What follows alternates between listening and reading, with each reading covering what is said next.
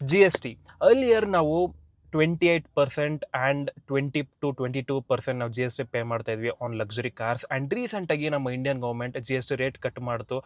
Standard ಆಗಿ 40% rate tax GST ಎಲ್ಲ cars ಮೇಲೂ ಇಡ್ತು on luxury cars which are above 1500cc and over 4 metre length. So in reality ನಿಜವಾಗ್ಲೂ tax rate ಕಮ್ಮಿ ಆಗಿದೆಯಾ ಬರ್ಡನ್ ನಮ್ಮ ಇಂಡಿಯನ್ಸ್ ಮೇಲೆ ನೋಡೋಣ ಬನ್ನಿ.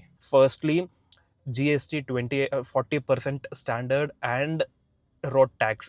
ನೀವು ಅಬೌಟ್ 20 lakhs ನೀವು ಕಾರ್ ತೊಗೊತಾ ಇರಾ ಅಂದರೆ 18% ರೋಡ್ ಟ್ಯಾಕ್ಸ್ ಬೀಳುತ್ತೆ. And on top of that 1% TCS and insurance ನಾವೇನು ಮಾಡಿಸ್ತೀವಿ ಅದ್ರ ಮೇಲೂ 18% GST ಬೀಳುತ್ತೆ.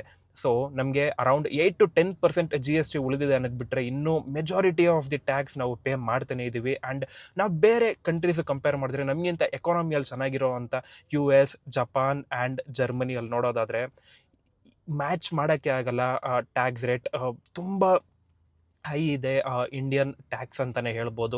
ಆ್ಯಂಡ್ ನಮ್ಮ ಫೈನಾನ್ಸ್ ಮಿನಿಸ್ಟರ್ ಸ್ಟೇಟ್ಮೆಂಟ್ ಮಾಡ್ತಾರೆ ಆ್ಯಂಡ್ ಇದನ್ನು ಕ್ಯಾಟಗರೈಸ್ ಮಾಡ್ತಾರೆ. ಲಕ್ಸುರಿ ಗೂಡ್ಸಿಗೆ ಬರುತ್ತೆ above 1500cc and 4 metre length ಇರೋ ಕಾರ್ ಲಕ್ಸುರಿ ಸೆಗ್ಮೆಂಟ್ಗೆ ಬರುತ್ತೆ ಅಂತ ಹೇಳ್ತಾರೆ. But for every Indian 20 lakhs above car ತೊಗೊಳ್ಬೇಕು ಅನ್ನೋದು ಒಂದು ಡ್ರೀಮ್ ಹೊರತು ಲಕ್ಸುರಿ ಅಲ್ಲ. ಅದು ಎವ್ರಿ ಪರ್ಸನ್ ಕನ್ಸದು ನಮ್ಮ ಇಂಡಿಯಾದಲ್ಲಿ.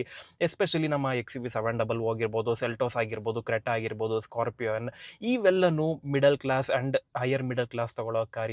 ಇದು ಪ್ರತಿಯೊಬ್ಬ ಭಾರತೀಯನ ಕನಸು ಹೊರತು ಲಕ್ಸುರಿ ಅಲ್ಲ ಅಂತ ನಾನು ಹೇಳಕ್ಕೆ ಬಯಸ್ತೀನಿ.